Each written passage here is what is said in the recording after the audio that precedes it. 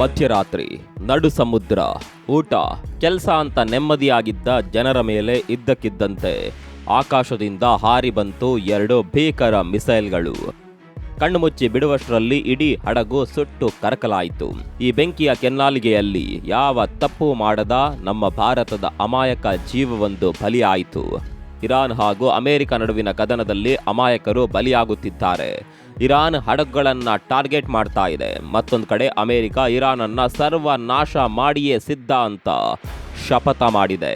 ಇದೆಲ್ಲದರ ಮಧ್ಯೆ ರಷ್ಯಾ ಅಧ್ಯಕ್ಷ ಪುಟಿನ್ ತಮ್ಮ ಅತ್ಯಂತ ರಹಸ್ಯವಾದ ಪ್ರಳಯ ದಿನ ಮಾತ್ರ ಬಳಸುವ ಡೋಮ್ಸ್ ಡೇ ಏರ್ಕ್ರಾಫ್ಟ್ ಅನ್ನ ರಾತ್ರೋರಾತ್ರಿ ಇರಾನ್ಗೆ ಕಳಿಸಿದ್ದಾರೆ. ಒಂದ್ ಕಡೆ ಅಮೆರಿಕದ ಬಾಂಬ್ ಮಳೆ, ಇನ್ನೊಂದು ಕಡೆ ರಷ್ಯಾದ ರಹಸ್ಯ ವಿಮಾನ, ಮತ್ತೊಂದು ಕಡೆ ಪ್ರಾಣ ಕಳೆದುಕೊಂಡ ನಮ್ಮ ಭಾರತೀಯ. ಏನಿದು ರಹಸ್ಯ? ಜಗತ್ತಿನ ಬಲಾಢ್ಯ ದೇಶಗಳು ಯಾವ ಡೆಡ್ಲಿ ಗೇಮ್ ಆಡ್ತಾ ಇವೆ ಎಲ್ಲವನ್ನ ಡೀಟೇಲ್ ಆಗಿ ತೋರಿಸ್ತೀವಿ. ಸ್ನೇಹಿತರೆ ನಮಸ್ಕಾರ, ಚರಿತ್ರೆ ಮತ್ತೊಂದು ವಿಡಿಯೋಗೆ ನಿಮಗೆಲ್ಲ ಪ್ರೀತಿಯ ಸ್ವಾಗತ.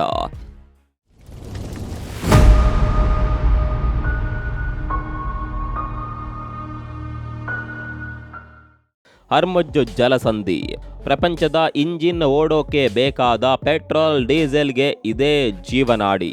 ಈಗ ಈ ಜಾಗದ ಮೇಲೆ ಕಂಟ್ರೋಲ್ ಸಾಧಿಸೋದಕ್ಕೆ ಅಮೆರಿಕ ಮತ್ತು ಇರಾನ್ ನಡುವೆ ನೇರ ಯುದ್ಧ ಶುರುವಾಗಿದೆ. ಪರಿಸ್ಥಿತಿ ಎಷ್ಟು ಭಯಂಕರವಾಗಿದೆ ಅಂದರೆ US ಸೆಂಟ್ರಲ್ ಕಮಾಂಡ್ ಸತತ 3ನೇ ರಾತ್ರಿ ಕೂಡ ಇರಾನ್ ಮೇಲೆ ಮಿಲಿಟರಿ ದಾಳಿ ಮಾಡಿದೆ. ಅಮೆರಿಕದ ಮಿಸೈಲ್ಗಳು ಇರಾನ್ನ ಚಾಬಹಾರ್ ಮತ್ತು ಟೆಹರಾನ್ನಂತಹ ಪ್ರಮುಖ ಜಾಗಗಳಲ್ಲಿ ಬೆಂಕಿ ಮಳೆ ಸುರಿಸ್ತಾ ಇವೆ. ಇರಾನ್ನ ಸಾಮರ್ಥ್ಯವನ್ನ ನಾವು ಸಂಪೂರ್ಣವಾಗಿ ನಾಶ ಮಾಡ್ತೀವಿ ಅಂತ ಅಮೆರಿಕ ಸೇನೆ ಗುಡುಗಿದೆ. ಆದರೆ ಇರಾನ್ ಸುಮ್ಮನೆ ಕೂರುತ್ತಾ? ಖಂಡಿತ ಇಲ್ಲ. ಇರಾನ್ನ ತಿರುಗೇಟು ಹೇಗಿತ್ತು ಅಂದರೆ ಅದು ನೇರವಾಗಿ ನಮ್ಮ ಭಾರತೀಯರಿಗೆ ಮುಳುವಾಯಿತು. ಒಮನ್ ಜಲ ಪ್ರದೇಶದಲ್ಲಿ UAE ದೇಶಕ್ಕೆ ಸೇರಿದ 2 ದೊಡ್ಡ ನ್ಯಾಷನಲ್ ಟ್ಯಾಂಕರ್ ಹಡಗುಗಳು ಹೋಗ್ತಾ ಇದ್ವು. ಇದ್ದಕ್ಕಿದ್ದಂತೆ ಇರಾನ್ನ 2 ಕ್ರೂಸ್ ಮಿಸೈಲ್ಗಳು ಬಂದು ಈ ಹಡಗುಗಳಿಗೆ ಅಪ್ಪಳಿಸಿವೆ. ಊಹಿಸಿಕೊಳ್ಳಿ, ನಡು ಸಮುದ್ರ ಅಪ್ಪಳಿಸಿದ ಮಿಸೈಲ್, ಭೀಕರ ಸ್ಫೋಟ. ಈ ಸ್ಫೋಟದಲ್ಲಿ ಅತ್ಯಂತ ದುರದೃಷ್ಟವಶಾತ್ ಆ ಹಡಗಿನಲ್ಲಿ ಕೆಲಸ ಮಾಡ್ತಿದ್ದ ನಮ್ಮ ಭಾರತದ ಅಮಾಯಕ ವ್ಯಕ್ತಿಯೊಬ್ಬರು ಪ್ರಾಣ ಕಳೆದುಕೊಂಡಿದ್ದಾರೆ. ಒಟ್ಟು 8 ಜನರಿಗೆ ಗಾಯಗಳಾಗಿವೆ. ಅದರಲ್ಲಿ 6 ಜನ ಭಾರತೀಯರು ಮತ್ತು 2 ಉಕ್ರೇನಿಯನ್ನರು. ಇದರಲ್ಲಿ 4ವರ ಪರಿಸ್ಥಿತಿ ತೀರಾ ಗಂಭೀರವಾಗಿದೆ. UAE ರಕ್ಷಣಾ ಸಚಿವಾಲಯ ಈ ದಾಳಿಯನ್ನ ತೀವ್ರವಾಗಿ ಖಂಡಿಸಿದೆ. ಇದು ಅಂತಾರಾಷ್ಟ್ರೀಯ ಕಾನೂನಿನ ಉಲ್ಲಂಘನೆ. ನಮ್ಮ ದೇಶದ ರಕ್ಷಣೆಗೆ ನಾವು ಯಾವುದೇ ಕಠಿಣ ಕ್ರಮ ಕೈಗೊಳ್ಳಲು ಸಿದ್ಧ ಅಂತ UAE ಎಚ್ಚರಿಕೆ ಕೊಟ್ಟಿದೆ. ಪಾಪ 2 ದೇಶಗಳ ಅಹಂಕಾರದ ಯುದ್ಧಕ್ಕೆ ನಮ್ಮ ಅಮಾಯಕ ಭಾರತೀಯರ ರಕ್ತ ಹರಿಯಿತು ಅನ್ನೋದು ನಿಜಕ್ಕೂ ಎದೆ ನಡುಗಿಸುವ ವಿಚಾರ. ಇದೆಲ್ಲದರ ಮಧ್ಯೆ ಅಮೆರಿಕ ಅಧ್ಯಕ್ಷ ಡೊನಾಲ್ಡ್ ಟ್ರಂಪ್ ಎಂಟ್ರಿ ಆಗ್ತಾರೆ. ಟ್ರಂಪ್ ಅವರ ಹೇಳಿಕೆ ಕೇಳಿದ್ರೆ ನೀವು ದಂಗಾಗ್ತೀರಿ. ನಾವು ಅವರ ಮೇಲೆ ಭೀಕರವಾಗಿ ದಾಳಿ ಮಾಡ್ತಾ ಇದ್ದೀವಿ. ಅವರ ಕೈಯಲ್ಲಿ ಏನೋ ಮಾಡೋದಕ್ಕಾಗೋದಿಲ್ಲ. ಅವರಿಗೆ ಇರೋದು ಬರೀ ದೊಡ್ಡ ಬಾಯಿ ಮಾತ್ರ. ಅವರು ಹುಚ್ಚರು ಅಂತ ಟ್ರಂಪ್ ಓಪನ್ ಆಗಿ ಸವಾಲು ಹಾಕಿದ್ದಾರೆ. ಅಷ್ಟೇ ಅಲ್ಲ, ಟ್ರಂಪ್ ಒಂದು ಹೊಸ ಪ್ಲಾನ್ ತಂದಿದ್ದಾರೆ. ಈ ಸ್ಟ್ರೈಟ್ ಆಫ್ ಹರ್ಮುಜ್ನಲ್ಲಿ ಹೋಗುವ ಹಡಗುಗಳಿಗೆ ಅಮೆರಿಕ ಭದ್ರತೆ ಕೊಡುತ್ತೆ ಅಲ್ವಾ? ಅದಕ್ಕೆ ಇನ್ಮುಂದೆ ಫ್ರೀ ಸೇವೆ ಇಲ್ಲ. ನಾವು ಪ್ರಪಂಚದ ಅತ್ಯಂತ ಶ್ರೀಮಂತ ಭಾಗವನ್ನ ಕಾಪಾಡ್ತಾ ಇದ್ದೀವಿ. ನಮಗೆ ಅದರ ಬದಲಾಗಿ ಹಡಗಿನ ಸರಕಿನ ಮೇಲೆ 20% ಟೋಲ್ ಕೊಡಬೇಕು ಅಂತ ಟ್ರಂಪ್ ಡಿಮ್ಯಾಂಡ್ ಮಾಡಿದ್ದಾರೆ. ಅಂದರೆ ನೀವೇ ಯೋಚನೆ ಮಾಡಿ, ಅಮೆರಿಕ ಈ ಜಾಗವನ್ನ ತನ್ನ ಕಂಟ್ರೋಲ್ಗೆ ತೆಗೆದುಕೊಂಡು ಅಲ್ಲೊಂದು ದೊಡ್ಡ ಟೋಲ್ ಗೇಟ್ ಓಪನ್ ಮಾಡುವ ಪ್ಲಾನ್ನಲ್ಲಿದೆ.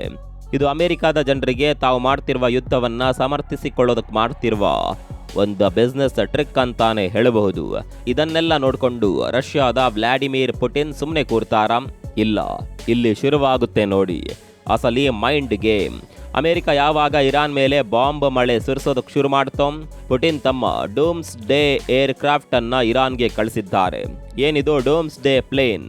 ಸ್ನೇಹಿತರೆ, ರಷ್ಯಾ ಈ ವಿಮಾನವನ್ನ ನಿರ್ಮಾಣ ಮಾಡಿದ್ದೆ 3ನೇ ಮಹಾಯುದ್ಧದ ಸಮಯಕ್ಕಾಗಿ. ಭೂಮಿಯ ಮೇಲೆ ನ್ಯೂಕ್ಲಿಯರ್ ಬಾಂಬ್ ಬಿದ್ದು ಮಾಸ್ಕೋ ನಗರವೇ ನಾಶವಾದ್ರೂ ಸರಿ, ಪುಟಿನ್ ಈ ವಿಮಾನದಲ್ಲಿ ಕೂತು ಆಗಸದಿಂದಲೇ ಇಡೀ ರಷ್ಯಾ ಸೇನೆಯನ್ನ ಕಂಟ್ರೋಲ್ ಮಾಡಬಹುದು. ಇದೊಂದು ಹಾರುವ ಕಮಾಂಡ್ ಸೆಂಟರ್. ಅಂತಹ ಡೆಡ್ಲಿ ವಿಮಾನವನ್ನ ಈಗ ಇರಾನ್ಗೆ ಯಾಕೆ ಕಳಿಸಿದ್ರು? ಯಾಕಂದ್ರೆ ಇಸ್ರೇಲ್ ಮತ್ತು ಅಮೆರಿಕ ಸೇರಿ ಇರಾನ್ನ ನಾಯಕರನ್ನೇ ಟಾರ್ಗೆಟ್ ಮಾಡಿ ದೊಡ್ಡ ಮಟ್ಟದ 3ನೇ ಹಂತದ ದಾಳಿ ಮಾಡೋದಕ್ಕೆ ಪ್ಲಾನ್ ಮಾಡ್ತಾ ಇವೆ. ಒಂದು ವೇಳೆ ಆ ಭೀಕರ ದಾಳಿ ನಡೆದರೆ ಇರಾನ್ನ ನಾಯಕರನ್ನ ಆ ವಿಮಾನದಲ್ಲಿ ಕೂರಿಸಿ ಅವರನ್ನ ಬದುಕಿಸಿಕೊಳ್ಳೋಕೆ ರಷ್ಯಾ ಈ ಮಾಸ್ಟರ್ ಪ್ಲಾನ್ ಮಾಡಿದೆ.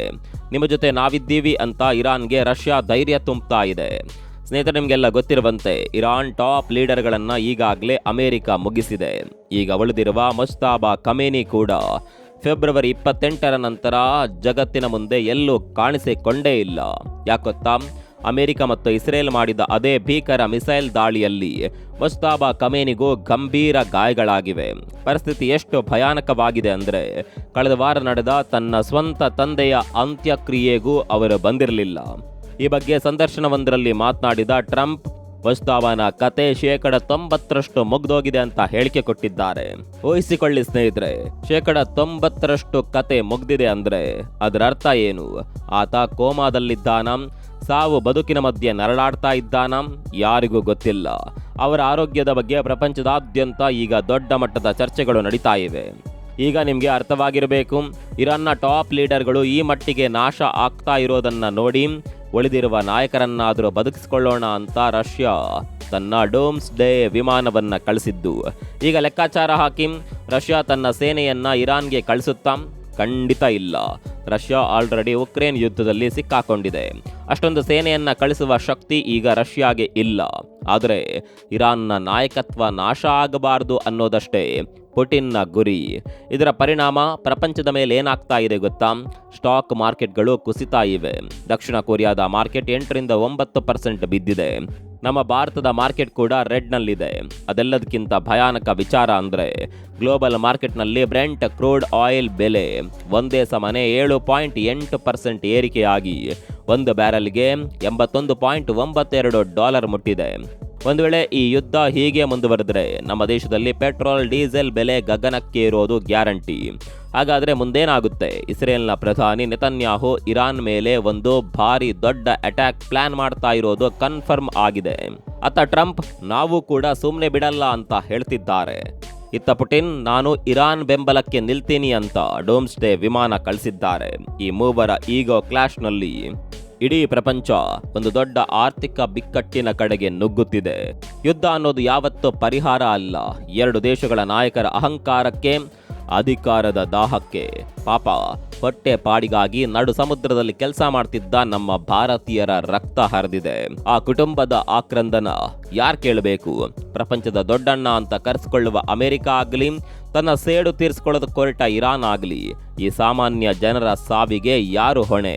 ಸ್ನೇಹಿತರೆ, ಈ ಭೌಗೋಳಿಕ ರಾಜಕೀಯದ ಬಗ್ಗೆ ನಿಮ್ಮ ಅಭಿಪ್ರಾಯ ಏನು? ಅಮೆರಿಕ 20% ಟೋಲ್ ಕಲೆಕ್ಟ್ ಮಾಡೋದಕ್ಕೆ ಹೊರಟಿರೋದು ಸರಿನಾ?